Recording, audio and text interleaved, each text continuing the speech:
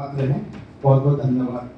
मैं थोड़ा सा अपनी बात को रखना इसलिए चाहूँगा कि मैं कुछ सोच के आया था। बेसिकली करिकुलम पर अपनी बात करने के लिए मैडम ने रिक्वेस्ट की थी। अब करिकुलम पे बात करने से पहले हम जरूर एक सोशियोलॉजिस्ट हैं, बड़ा क्रिटिकल सोशियोलॉजिस्ट हैं, क्योंकि मैं भी समाजशास्त्र के विद्यार्थी हूँ। उनका नाम है एवन इलीच। वो कहते हैं डीस्कूलिंग सोसाइटी। एक किताब में लिखा है डीस्कूलिंग सोसाइटी। इसके मतलब है कि जो भी स्कूलिंग है, जो भी स्कूलिंग सिस्टम है, उसको सबको खत्म कर देनी चाहिए। क्यों खत्म करने की बात करते हैं? वो इसलिए कहते हैं कि ये केवल एक प्रकार वाले विचार को कोशिश करता है और एक व्यवस्था को बनाए रखने की बात करता है। इसमें क्रिएटिविटी और क्रिटिकलिटी को बढ़ावा नहीं देता है। इसलिए सारे स्कूल कॉलेज को बंद करनी चाहिए। मुझे लगता है इस कॉन्टेक्स्ट में हम एनईपी को देखें, कहीं ना कहीं इस बात को हमारा एनईपी जो नेशनल एजुकेशन पॉलिसी जो डॉक्यूमेंट है, इसको अंगीकृत करने की कोशिश किया है और उसमें क्रिएटिविटी, क्रिटिकलिटी और रिफ्लेक्टिविटी, इन सारी चीज़ों को समाहित करने की कोशिश किया है। ऑफकोर्स बहुत सारे विचारकों ने बहुत सारी तथ्य के साथ प्रस्तुत किया है कि बातें तो बहुत अच्छी कही गई है, इसको कहाँ तक अंजाम हम दे पाएंगे और कैसे कर पाएंगे। मुझे लगता है दोस्तों, हमारा देश 1947 के बाद काफ़ी हद तक बदल रहा है और हम लोग मंथन कर रहे हैं, विचार कर रहे हैं और परिवर्तित भी हो रहे हैं। धीरे धीरे समावेशी समाज में और हम अग्रसरित हो रहे हैं, और हम यूएस के साथ अपने आप को कंपेयर नहीं कर सकते हैं। मुझे लगता है कि 100 साल पूरा होने के बाद हो सकता है हम यूएस जो सुपर पावर है उसको भी क्रॉस कर सकते हैं। ये ऐसी शक्ति है। इसी सारी चीज़ों को ध्यान रखते हुए मुझे लगता है कि जो नेशनल एजुकेशन पॉलिसी है उसको बनाने की कोशिश की गई सरकार ने, और उस पॉलिसीज में basically there is no scope for discrimination.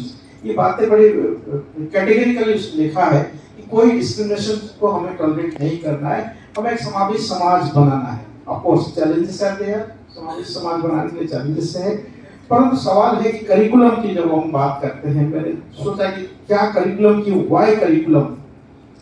मुझे लगता है कि curriculum is something called plan the education processes and the procedures. एक ऐसे करिकुलम बनाए जिसमें हमारा प्लान हो, प्रोसेसेस हो और प्रोसीजर्स हो, जिसके माध्यम से हम अपनी वैल्यूज को, हम अपनी जो इंफॉर्मेशन हैं और जो सब्जेक्ट्स के माध्यम से हम अपने बच्चों तक पहुंचा सकते हैं, जिसमें दो बातें हो सकती हैं। उनकी स्किल डेवलपमेंट होगा और उनको एक वैल्यू बेस्ड एजुकेशन हम लोग दे सकते हैं। मुझे लगता है हर करिकुलम के पीछे यही एक मंशा है, और इसी मंशा को आत्मसात करने के लिए करिकुलम में तरह तरह के तरीके से इसको डिजाइन करने की कोशिश की जाती है। बेसिकली ये करिकुलम जो है इसको कंटिन्यूअस डेवलपमेंट प्रोसेस की तरह हम लोग देख सकते हैं।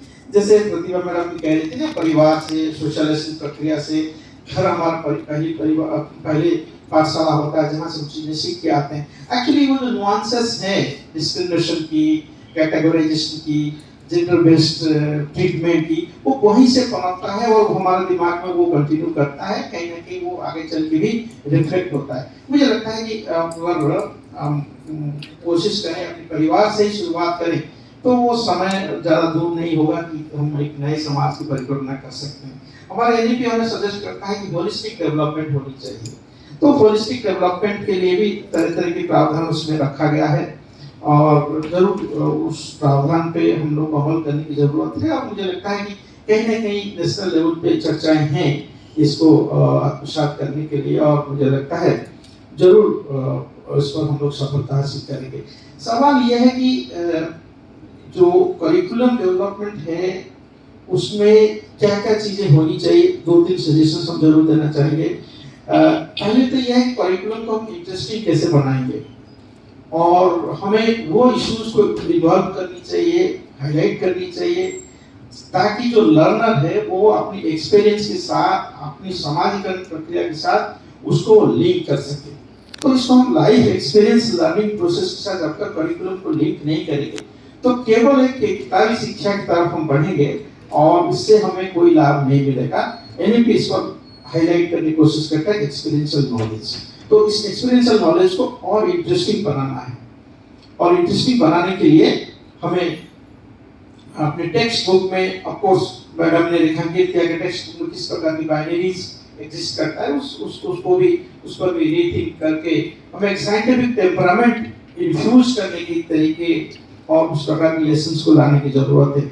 और महत्वपूर्ण बात ये होता है कि लैंग्वेज के माध्यम से भी लोकल और वर्नाकुलर लैंग्वेज की बात करते हैं, परंतु कॉन्ट्रडिक्शंस भी हैं लैंग्वेज को लेकर, जैसे within the Hindi also there are many contradictions. तो सवाल ये है कि हम किसी भाषा में करें, परंतु हम वो भाव को जरूर संप्रेषित करें, उस चीजों को जरूर उनकी तह दिल तक या कोर ऑफ द हार्ट जिसको हम कहते हैं टच करने की कोशिश करें। तो लैंग्वेज कोई भी हो सकता है, वो हिंदी हो, चाहे अवधी हो, चाहे पूर्वांचली हिंदी हो।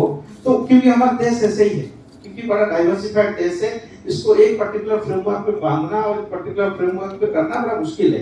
परंतु एनईपी बड़ी कैटेगोरिकल कहता है कि multi languaging and the proper language. तो उस पर भी बातें हैं कि मल्टी लिंग्विस्टिक स्टेट है, तो इस एंगल को भी उसमें रखने की कोशिश की गई। अब एक और महत्वपूर्ण बात है कि कौन पढ़ाता है, कैसे पढ़ाता है, ये एक महत्वपूर्ण बिंदु है। Who teaches and how he teaches।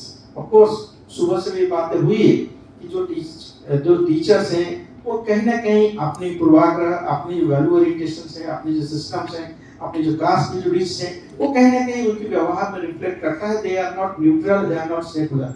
सो मुझे लगता है कि teachers needs to be neutral and secular in many to many extent, but how it is कैसे इसको लागू करेंगे, how it is possible, that has to be worked out. Maybe इसके लिए हम लोग अपनी ओरिएंटेशंस और रिफ्रेशर कोर्सेज की मॉडल्स को बदलने की जरूरत है। इसके साथ साथ कंटेंट और सिलेबस पर भी फोकस होनी चाहिए, कंटेंट क्या होनी चाहिए। मुझे लगता है अल्फाबेट से लेकर मैथमेटिक्स तक की जो लर्निंग है, जो कंटेंट्स है, उसको भी बारीकियों से समझने की कोशिश करनी चाहिए कि कबूतर वाला कौ या उसको किस प्रकार की ह्यूमन वैल्यूज से अगर हम लिंक कर सकते हैं तो वो ज्यादा अल्फाबेट के साथ साथ एक वैल्यूज की ओरिएंटेशन इन्फ्यूजन कर सकता है।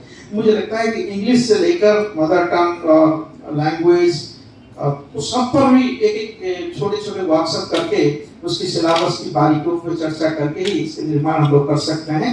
और एनईपी हमें सजेस्ट करता है reduce the curricular content to enhance essential learning and critical thinking. So critical thinking को बढ़ावा देने के लिए जरूर एनईपी फोकस करता है और उसमें एक्सपीरियंशियल नॉलेज के साथ भी हमें जोड़ने की जरूरत है।